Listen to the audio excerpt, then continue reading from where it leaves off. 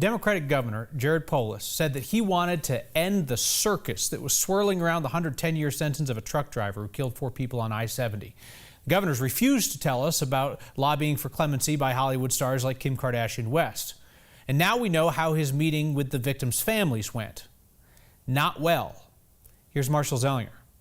It is my hope that this gives you some closure on this. No, it doesn't. This is entirely political. You are just victimizing us again. This is a recording provided to Next. Democratic Governor Jared Polis telling survivors and victims' family members he was commuting the sentence of I-70 truck driver Rogel Aguilera-Mederos from 110 years to 10. The punishment that he receives will be what any Coloradan would normally receive for this type of crime. Today, we received evidence from the trial, videos of the truck on I-70 ahead of the crash. Next Thursday, the judge in the case had a hearing set to reconsider the 110-year sentence. Why is waiting 2 weeks not the right thing to do? Well, again, I based on our last conversation, I would have done this last week, but I told you I'd wait past Monday to see if the courts did anything. They didn't. And they said, They set the date. Okay. Families looking for an explanation got a repeated answer. why did you think that you should do this instead of passing on it? Why is it not the right thing to wait 2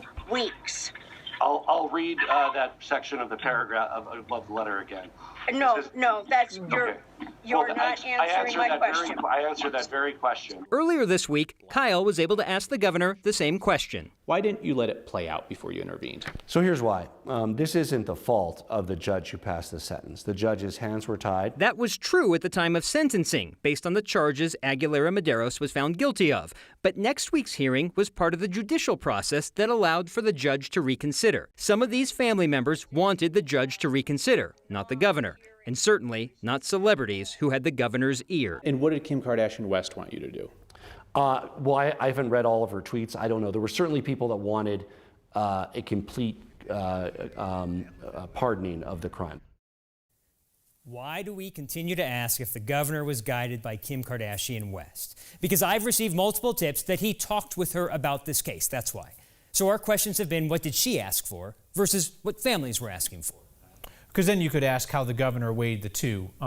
For what it's worth, I think I asked him 3 times. I know you've asked him at least twice. The answers are yes or no, and we've yet to get one of those. To the issue of the sentence in the first place, mandatory minimums and the rules that they place on judges.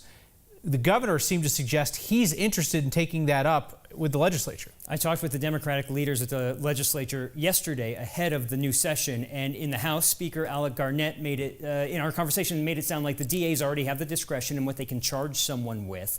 In the Senate, Majority Leader Steve Fenberg seemed open to the idea of perhaps reforming this issue.